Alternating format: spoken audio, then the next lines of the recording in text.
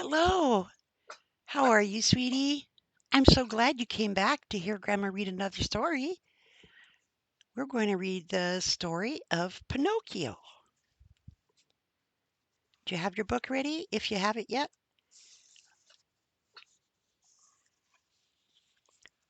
One night, the evening star shone down on a tiny village.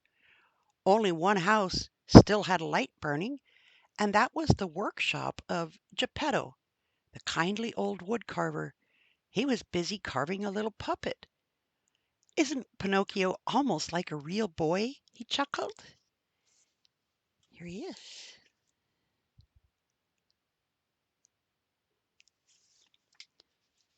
Next page. Climbing into bed, the old man mumbled, "I wish you were a real boy, Pinocchio." Jiminy Cricket overheard Geppetto's wish. He had seen how kind and gentle the wood carver was, and he felt sorry because the lonely old man's wish could never come true. Suddenly, a shimmering light filled the room. Look who it is.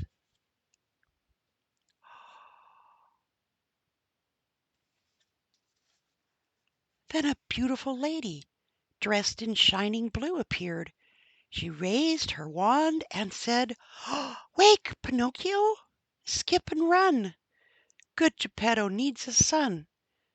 Pinocchio blinked his eyes and raised his wooden arms. "I can move!" he cried. "I'm a real boy!" "No," the blue fairy said sadly. "You have life, but to become a real boy, you must prove yourself brave, truthful, and unselfish. And Jiminy Cricket would help." Who's Jiminy Cricket? Do you see him there? Next page. The next morning, Geppetto couldn't believe his eyes. There was his puppet, laughing and talking and running. "It's true, Father," Pinocchio cried. "I'm alive." After the initial joy was over, Geppetto said, "But now, Pinocchio, you must go to school, study hard, and then you'll soon become a real boy." He sends him off to school. Let's see.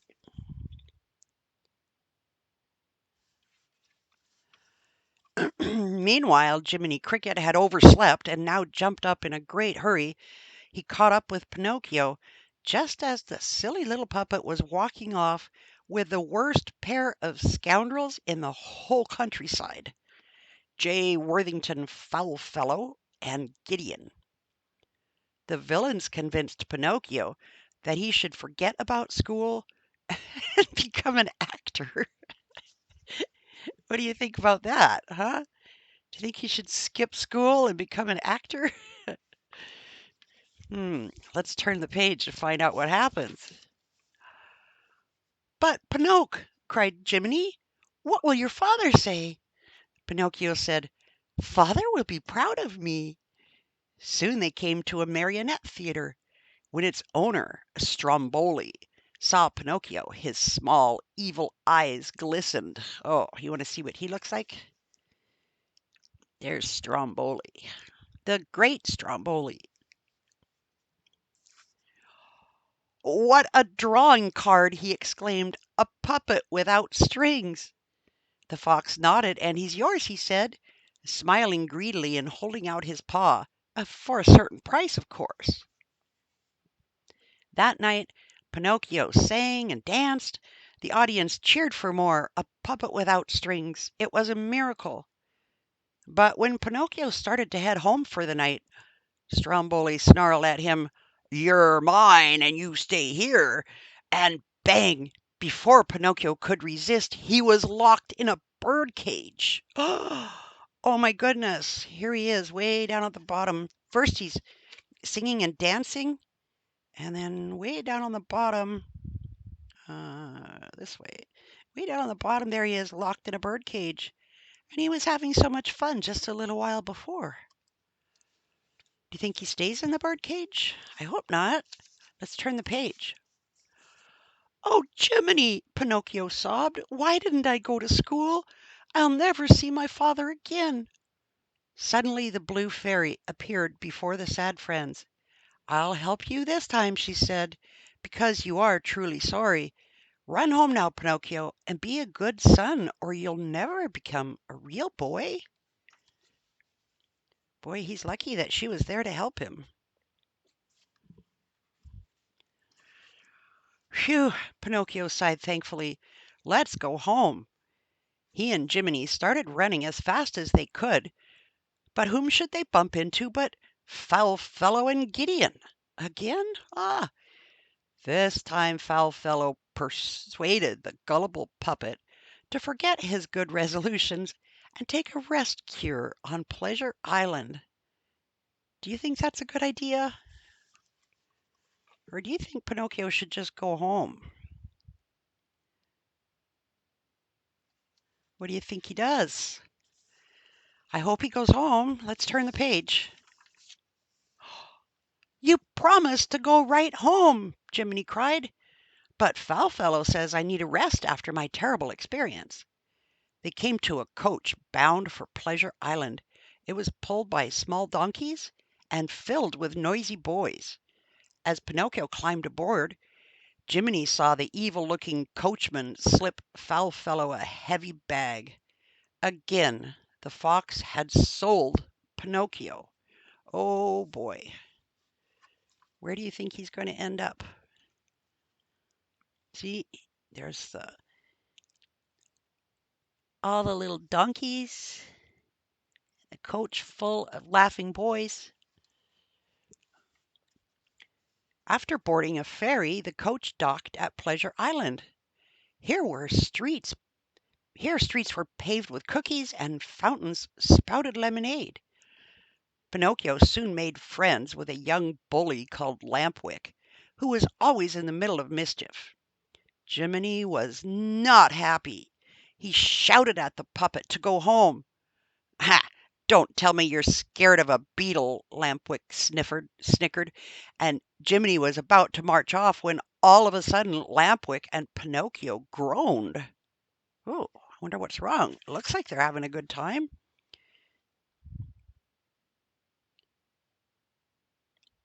Ice cream, cake.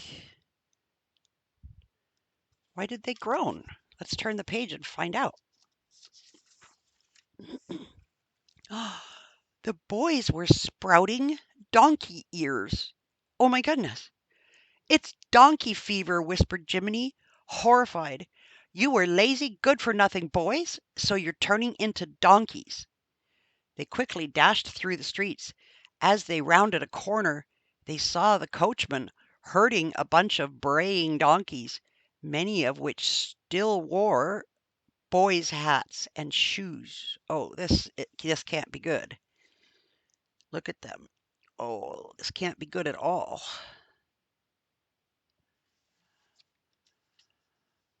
And on that box it says, "To the salt mines." Oh, this is not good.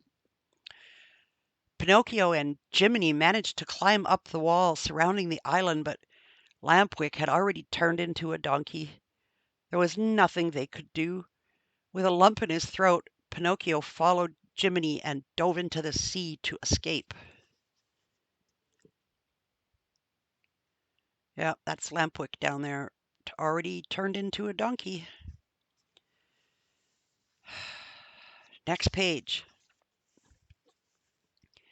They had a long, hard journey home. By the time they came to the village, it was winter.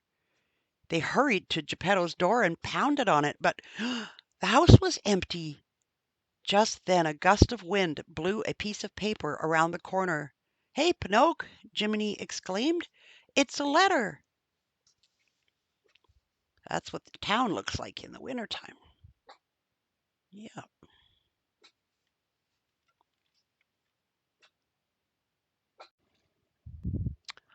Here's the letter. "Dear Pinocchio, I heard you had gone to Pleasure Island, so Figaro, Cleo, and I started off in a small boat to find you. Just as we came in sight of the island, Out of the sea rose Monstro, the giant whale. He opened his jaws, and in we went.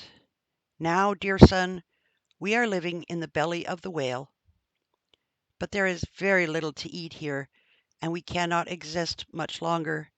So I fear you will never again see your loving father, Geppetto.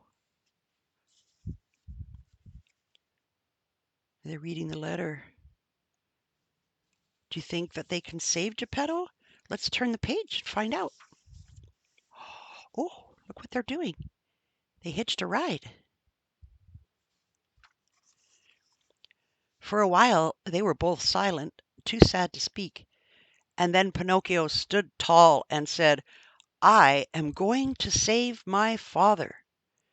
Just then a dove wearing a golden crown appeared. "I will take you," she said. "Climb on." And then she spread her wings and flew until they reached the seashore. Pinocchio and Jimmy did not know that the dove was the blue fairy in disguise, and that it was she who had brought them Geppetto's letter. When the dove was out of sight, Pinocchio tied a big stone to his donkey tail, and then he and Jiminy leaped off the cliff into the ocean below. Oh, here they are.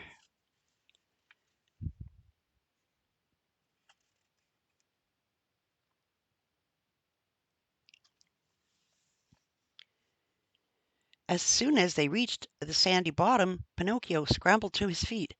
"Come on," he said. "Let's find Monstro." "Oh, we'll never find him," muttered Jiminy.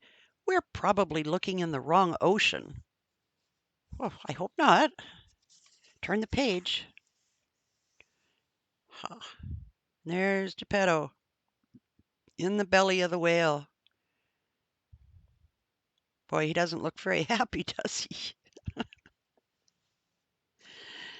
Jiminy was wrong. Very near them floated the whale they were looking for, fast asleep.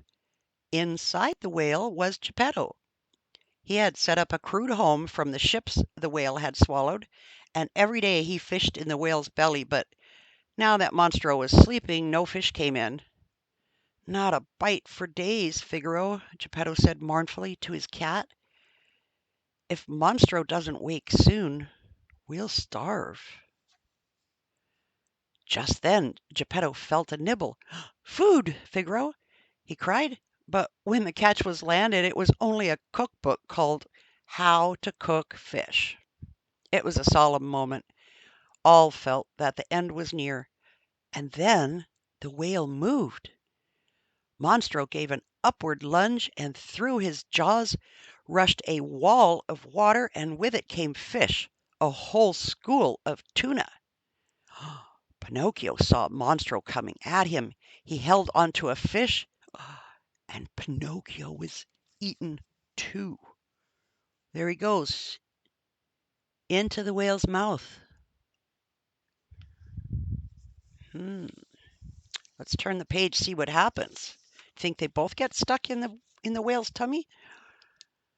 Soon Geppetto was pulling fish after fish out of the water. He was so busy he almost didn't notice Pinocchio getting pulled on board. Huh, he caught his own puppet with his fishing rod.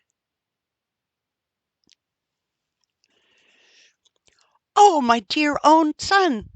he exclaimed, "or at least my own dear son. Is it really you?" They were thrilled to see each other again. Now, if they could only get out of the whale. Pinocchio had a plan. Huh. The puppet set fire to a pile of crates. As the fire began to smoke, they jumped onto a raft. Soon the whale gave a monstrous sneeze. Achoo! Out went the raft, past those crunching jaws, into the open sea. But they were not yet free. The angry whale plunged after them and splintered their frail craft. Geppetto was sinking. "My son, save yourself!" he cried. But the brave puppet kept him afloat as giant waves swept them toward the shore. Geppetto lay on the beach, gratitude filling his heart. And then he saw Pinocchio lying beside him, still, cold, and pale. The old man was heartbroken.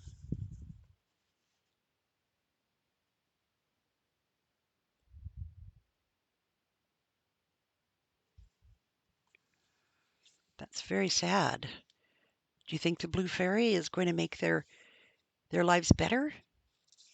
Let's turn the page. Oh, it's the last page, so she has one chance. Geppetto gathered poor Pinocchio into his arms and headed home, and then he prayed. Suddenly a ray of starlight appeared. A soft voice said, "And someday, when you have proven yourself brave, truthful, and unselfish, you will be a real boy." That's the blue fairy, isn't it? Pinocchio sat up. He looked at himself and felt his arms and legs, and then he knew. "Father, look at me!" he cried joyfully. The blue fairy's promise had come true. Pinocchio was a real live boy.